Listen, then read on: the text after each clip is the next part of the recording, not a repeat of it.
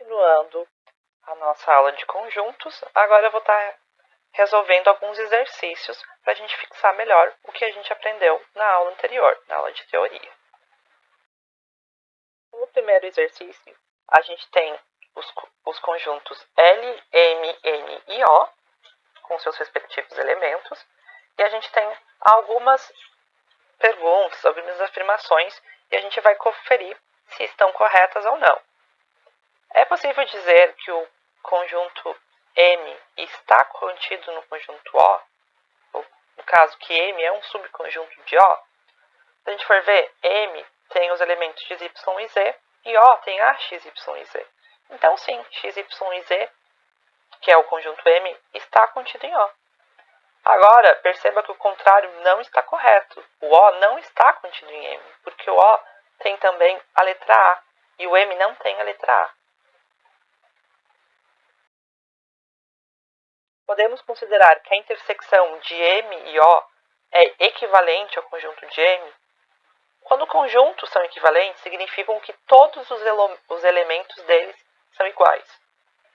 De novo, a interseção de conjuntos pega os valores em comum. O que é comum em M e O? X, Y e Z. Então, a intersecção de M e O, os elementos X, Y e Z, que é igual aos elementos de M. Então, sim, há uma equivalência nessa operação. Qual vai ser o conjunto de L união com N? Na união, a gente acrescenta os elementos de ambos os conjuntos. Então, L é 1A, X, 5 e 7, e N é 1, 3, 5 e 7. Então, a gente vai ter 1A, X, 5 e 7, mais 3.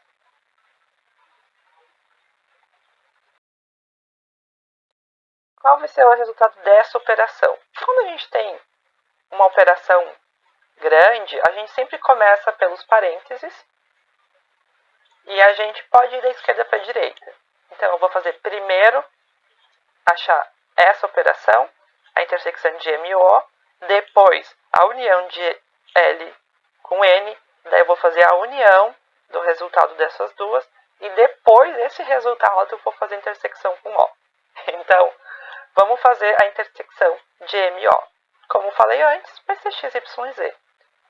A intersecção de L e N, que era a letra anterior, 1A, x, 3, 5, 7. Então, a união de intersecção de M e O e da união de L e N, que é esse termo aqui, vai ser a junção dos elementos. Então, vai ser 1AX, YZ, 3, 5, 7. Agora, esse é o resultado, a gente vai fazer a intersecção com O. Então, desses elementos, o que está em comum com O? A, X, Y e Z. Então, a gente pode dizer que toda essa operação tem os elementos A, X, Y e Z. E sim, a gente poderia dizer que toda essa operação equivale ao conjunto O, porque os elementos são iguais. Agora a gente vai representar no diagrama de Venn o resultado dessa operação. Então, primeiro a intersecção de MO. A intersecção de MO são os valores que são iguais a ambos. Então, de novo, o M é todo esse espaço aqui e o O é todo esse espaço aqui. Então, a gente vai ter essa área aqui representada. Já a intersecção de O e N vai ser toda essa área aqui, ó. A união de N, a intersecção, ou seja, o que é comum a N e O, que é essa área aqui. Agora, ele quer que seja unida essa área com essa área, que é essa operação unida com essa operação. Então, vai ser essa área aqui.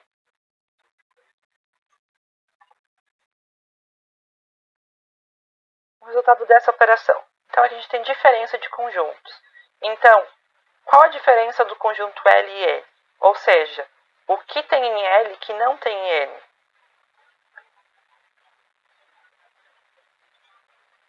A e X. Porque tem esses valores. L tem 1, 5 e 7, A e X, e N tem 1, 3, 5 e 7. Então, a diferença de L e N é A e X.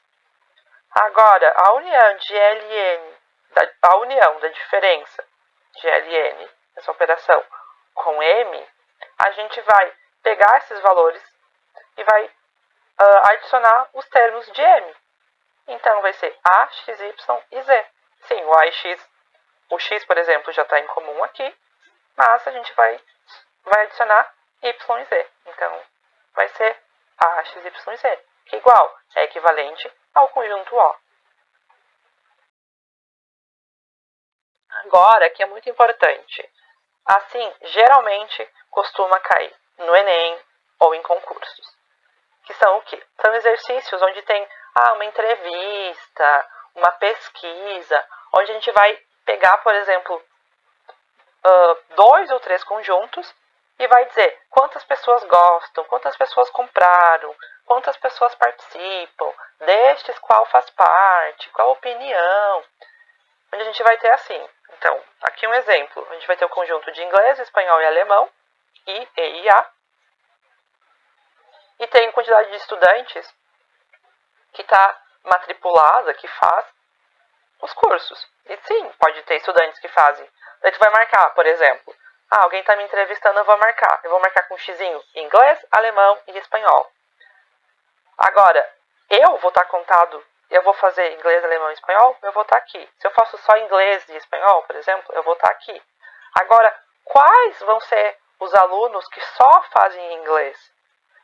Se eu somar o inglês com quem faz inglês e espanhol, eu vou estar somando 2 vezes.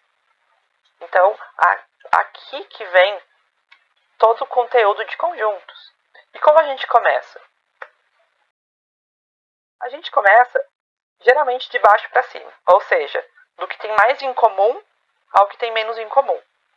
Nesse caso, como a gente tem outros, ou seja, a gente tem um grupo, um conjunto excludente, um conjunto que não pertence a inglês, espanhol e alemão, a gente coloca aqui fora no cantinho. Ok?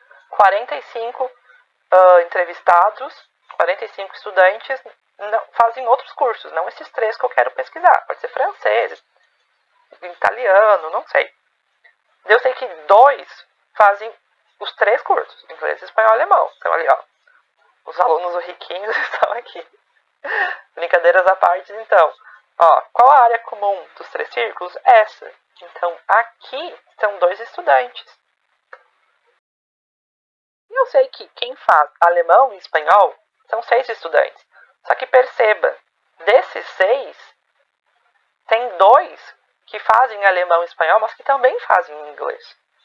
Então, se eu quero realmente apenas espanhol e alemão, eu tenho que descontar dessa área aqui, para ter apenas aqui. Então, essa área aqui, que é apenas espanhol e alemão, vai ser 6 menos o termo em comum dos 3. Por isso, 6 menos 2, 4. A mesma coisa para inglês e alemão. Inglês e alemão são 20.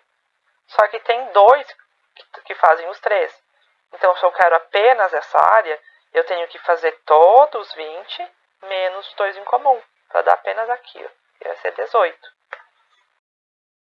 Depois, inglês e espanhol. Inglês e espanhol, 30. 30 é toda essa área. Se eu quero tirar essa área em comum aos 3, 30 menos 2, 28. Agora, apenas inglês. Inglês, por exemplo, tem 110. Mas eu quero que façam apenas inglês.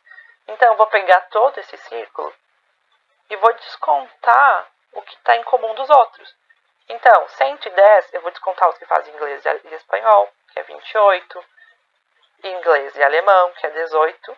E inglês, espanhol e alemão, 2. Porque assim, eu vou ter os que marcaram o xizinho lá no meu formulário, responderam a minha pesquisa, que fazem inglês, mas eu quero saber, na hora de computar, na hora de entender quantos fazem apenas inglês, eu vou ter que excluir esses que já marcaram outros, senão eu vou estar contabilizando muito mais alunos.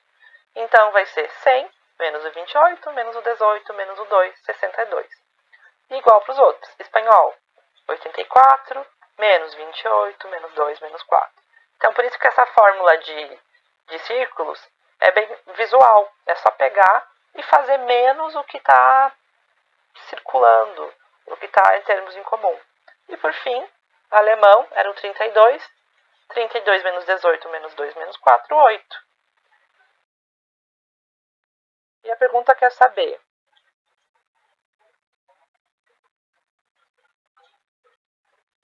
faltou aqui a pergunta, desculpa.